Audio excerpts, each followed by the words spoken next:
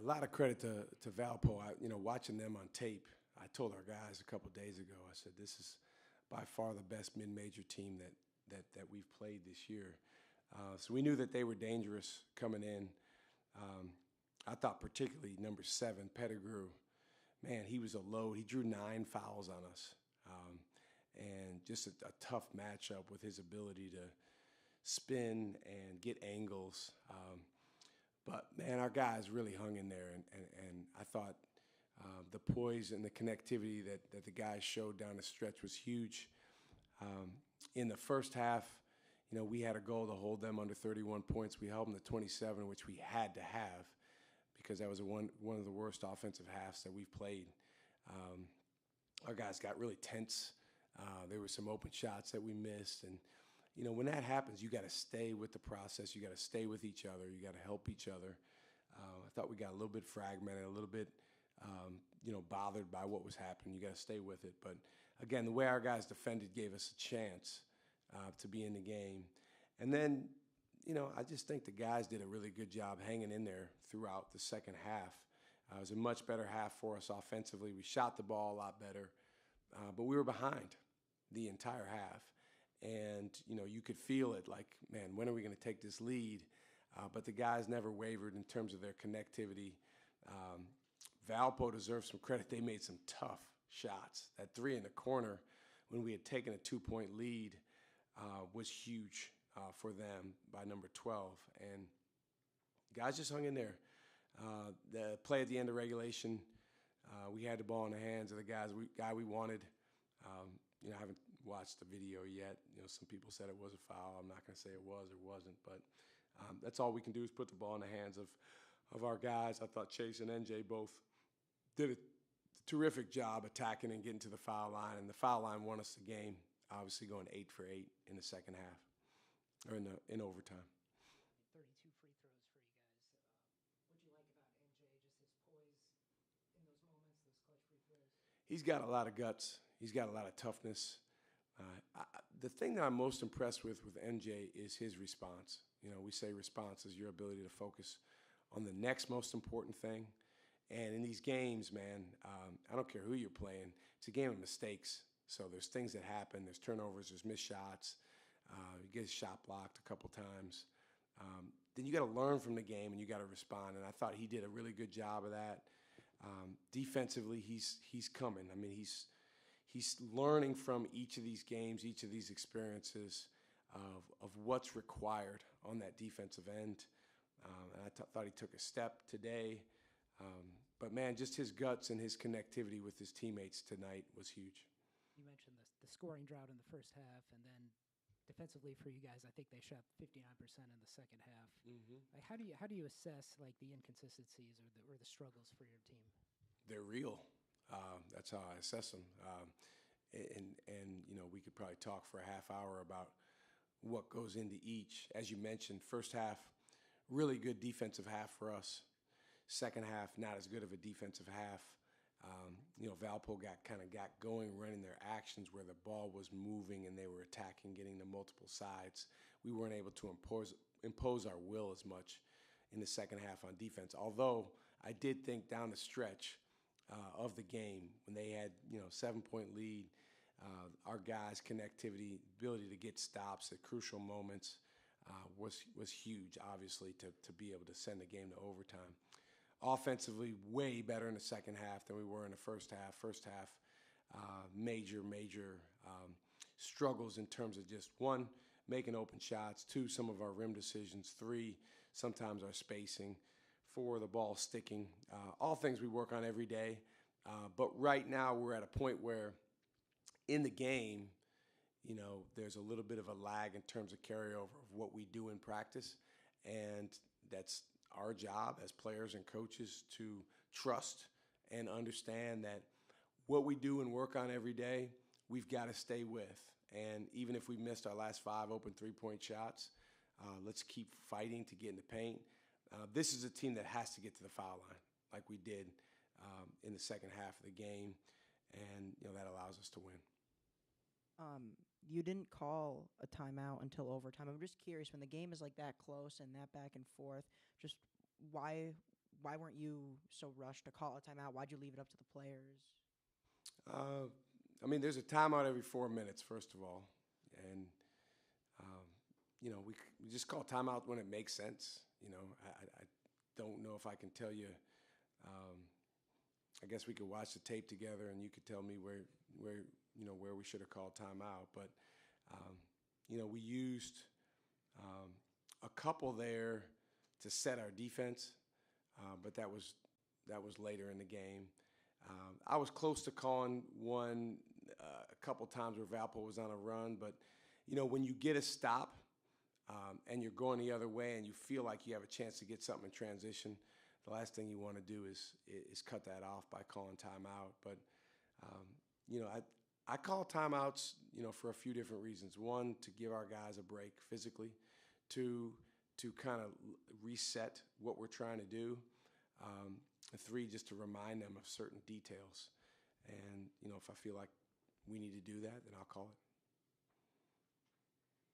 You guys went from shooting 8% from three in the first half to 71% from three in the second half. So did you make notable halftime adjustments, or were shots just starting to fall in the second half? We did not make adjustments to our three-point shooting. I mean, it's a volatile stat. I think that if we go and look at those, we only shot 21 threes on the night. I think if we go look at those threes, 18 or 19 were really, really good looks. But that's the thing with the three-point shot. I mean, it can literally be 8%, one half, hopefully not too many halves where it's 8%. And it can be 71% another half, probably not going to be too many halves like that. So that's a wider range than normal, but the key is we want to get open looks for guys that have proven in practice that they can make shots. And the way that teams defend us, sometimes that's the best shot we can get. Actually, today it was easier to get in the paint than against some of the teams we'll play, so we didn't shoot as many threes. Was there any consideration to foul up three at the end of the game? We actually worked on both situations late in those late game situations in shoot around today. Sometimes you get lucky and you can predict what's coming, but I'd be lying if I told you I knew for sure we were going to be in that situation. So we worked on not fouling, and the times when we don't foul typically is when there's a lot of time. So I think there was 16.5 seconds. Last thing we want to do when we have a three-point lead is extend the length of the game and give them more possessions by fouling. If there was a lot less time, typically our rule is 7 seconds, 6 seconds, then we might take a foul. But I'll tell you, you got to be careful with that too, with this new continuation rule. I mean, you better make sure he's fouling damn near with his back to the basket or the ball's on the floor bouncing back up, because if that ref calls it and he throws like a Hail Mary shot, then all of a sudden it could be 3 shots. So, yeah, that's our plan in those situations, to not foul with that much time. And I thought our guys did a really good job executing our defense. There were some good switches out there. Didn't let them get a clean look, and the shot that they did take was 30-some feet. You went with Adrian more in the second half. What did you like about the way he played tonight? I liked the look in his face. I liked his clarity. I mean, to be honest with you, we got right now a lot of guys that are learning how to be lost in the fight. And, it sounds easy. It sounds simple. But, when that game went the way it went offensively in the first half, as an individual player, sometimes that can create cloudiness in the mind. And I thought a few of our guys had that. And when I saw that, all right, that means you need to sit and watch. And that means we need to find 5 guys that have a mental clarity to go after winning. And I thought Adrian had that. He's a freshman.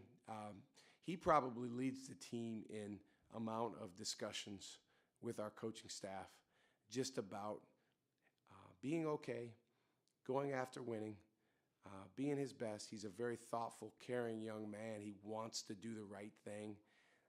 But this is a big jump. It's a big jump from high school to college. And I'm really hoping that tonight is a game that he can use as a springboard, because I love the way that he stayed tough, responded to mistakes, That was a huge three made down the stretch. We always say the basketball guys are only going to let you make that shot if you're in the right place in terms of your mind and your heart and your soul. And I thought that he was. Yeah, I was just going to ask about Sean. Is he back practicing, or how close do you think He's close. Yeah, he's close. He's not practiced full go yet, but I think that's coming soon. So I can't say for sure that he'll be able to play in our next game because I got to see him in practice first. But, you can see him jumping into certain things that we're doing, but he's not practiced like full go when we go white against blue yet. We'll be off tomorrow, and then we'll have 2 practice days to prepare for Saturday. So I'm hopeful that we can get him in there because, what he does is he gives us another experienced guy, even though it's been a long time since he's played, other than the 3 games he had earlier. He has some experience and some poise that we really need. Shaka, you mentioned Saturday, big game obviously for a lot of fans and alums. How are you going into that game? Are you going to have to deal with inconsistency this year, or how do you feel your team is going into Saturday? Well, I think, right now, you'd probably be hard-pressed to find many teams that are not dealing with inconsistency. We may be dealing with more than some. Are we going to have to deal with that all year? No, I think we're going to continue to get better, but, the other team, throws challenges at you too. And I think our focus, most importantly, is making sure that we're connected with each other with one common mission. The game's going to go the way the game goes in terms of details, but that connectivity is a must for us, particularly with this group. It's a non-starter to not have that. So that's how we're going in to Saturday. In terms of it being, a rivalry game and all that, I'd love to be able to say, hey, we can turn up how much we want to win from where it is in other games, but we really want to win every game in the same way. I think that what happens in these games, I've been a part of different programs, pretty much every program you have a rivalry game or more. You just got to make sure that you don't lose a focus on what goes into winning. And that's whether the other team's wearing red or yellow or green or purple or beige. It doesn't really matter. Wisconsin's obviously got a really good team. We're going to their place. It's our first true road game that we're playing in. So there's a lot of opportunity for us to really, really come together around what's required to compete to win one possession in a game like that. And then you go win one possession, then you try to go win the next one. Obviously, we're going to go after it with everything we have. Thank you, guys.